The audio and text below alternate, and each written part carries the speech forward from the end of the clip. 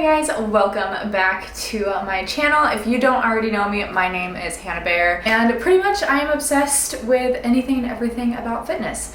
So today's video is going to be a little different than some of the videos that I have done in the past. Today we're going to be going over 10 things you need to know as a new lifter. So I made a little checklist of kind of the 10 things that I may have struggled with, or 10 tips that I kind of have over the past 5 years of me lifting pretty consistently. So yeah, let's go ahead and get into it.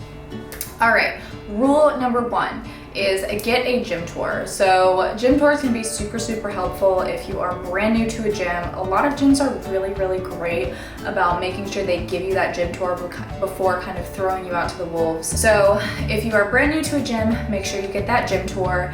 Just kind of scope everything out. It's gonna give you time to really get the bigger picture, and maybe you can find a few places that you feel comfortable with, maybe just some dumbbells to start out some beginner workouts to get comfortable and just kind of build that confidence over time. So you've got the gym tour. What are you going to do now? So my favorite thing to do is find a piece of cardio equipment and just hang out on the cardio equipment, like a treadmill, stair stepper, bike, anything that is like some sort of stationary exercise where you can kind of scope out the rest of the gym. But it's still gonna give you time to come up with a plan. My biggest thing when I started working out was I would watch a ton of YouTube, I would go on Instagram. TikTok wasn't really prevalent when I started working out, but now TikTok is like a super helpful tool. So if you literally go on any of those platforms and just search beginner workouts, beginner exercises, and go through each video or maybe a few videos and figure out what exercises you could do that maybe just had dumbbells, or maybe you don't feel super comfortable with machines yet, so you want to stick with something that is super basic and just easy to follow along with that you're going to remember. The next thing that you're going to do is you're going to take all of those exercises from the videos that you watched, and you're going to plug it into either your reminders or your notes. Just check everything off as you go along. You can add in sets and reps in case you forget. Don't go too heavy starting out on your lift. So if you're someone who still doesn't know what your max 1 rep is and you don't really have a gym partner, when you are a beginner, that is probably not the best time to figure out what your 1 rep max is. You want to challenge yourself and still feel confident in what you're doing. You don't want to put yourself immediately to failure and then never want to go back to the gym. I will use myself as an example. I went to a gym one time and I was just getting started into lifting. I had been a dancer for a while. My dad helped me lift a few times and he kind of hyped me up and he was like, "You're so strong, you can do this, you're amazing." So one day I went to the gym by myself. I loaded on 215 onto a barbell and tried to squat it. Found out that I was definitely not strong enough to squat it. I couldn't get it back on the rack and I had to have 2 lovely, kind men help me put the weight back on the rack because I was unable to. So you definitely don't want to be put in that position first thing when you get into the gym. And honestly, I did not step into a gym for I think like 2 months after that. I was really traumatized. I didn't really want to lift anymore after that. Eventually I got over that and went back to a different gym and had a way better experience and just kind of worked my way up, and now I can squat 215. So wipe down your equipment. Nobody wants to sit on a nasty bench that smells like not so lovely things. Honestly, I wipe my equipment down before and I wipe my equipment down after. I wipe it down before because I have trust issues, and also I break out really bad if I don't wipe it down before, and then I wipe my equipment down after, just as a courtesy to other people in the gym. Another great tip is if you have a big t-shirt, definitely bring that big t-shirt. You can throw it on the bench so that way you have a protective layer for maybe like your sweat and everything, but it's going to prevent those breakouts that you can get from your back or even your chest or just kind of anywhere on your body that is exposed to those germs on equipment. Number 6, re-rack your weight.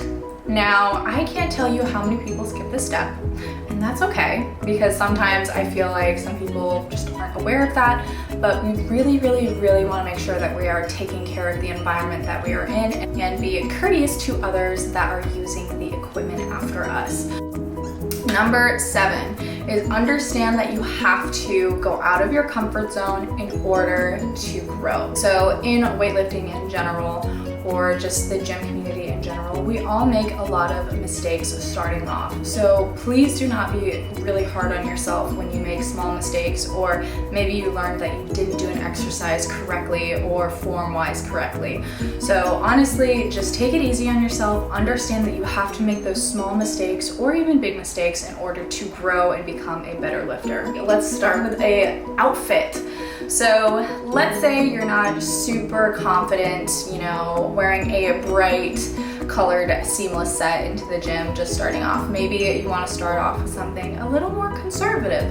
So my go-to outfit when I first started out was I would wear spandex shorts, and then I would wear sweatpants over it, and then I would wear either a big t-shirt with a sports bra under it, and then I would wear a big sweatshirt on top of that. And the more I would go through my workout, I would just kind of take off some layers here and there. My biggest thing was I didn't want to walk into the gym and everyone notice me. So I wanted to kind of look like every other person in there. And then I would also grab a baseball cap, because I feel like if you have a baseball cap, you're kind of closed off to people and you look like you're just there to work. So number 9, let's talk about lifting shoes. When you start out lifting, you can use cross trainers, which are, if you just look it up on Google, they're kind of like a mix between a flat shoe and a comfortable shoe that you can do cardio in. But I always kind of went for the flat shoe. I am flat-footed. I lift in flat shoes. I either lift in flat shoes or lift in a sock. So it kind of just depends on what you prefer. But you can't go wrong with a pair of Converse, pair of Vans, any sort of flat shoe in the gym. You are destined for greatness. This shoe I would use for running, sprints, all of that good stuff. If you're gonna do the stair stepper, do high interval stuff, I would definitely use this shoe over this one. All right, number 10 is not necessarily a necessity, but it's definitely been really helpful. Find a good gym bag or a backpack that you can kind of fit all of your stuff in. I usually bring 2 pairs of shoes, and then I have a couple other lifting accessories that I use throughout the day. It really helps to have either a backpack or a gym bag that maybe you could carry around or just leave in the locker room, but it's always there if you are needing something during or throughout your lift. All right, that is it for today's gym tips for my beginner ladies and gents. Thank you so much for listening. I hope that this was somewhat helpful and kind of helped build your confidence to hit it in the gym and really conquer your next workout. So I will see you guys next time. Make sure to like this video if you found it helpful and subscribe to my channel. Thank you so much for watching again, and I will see you next time.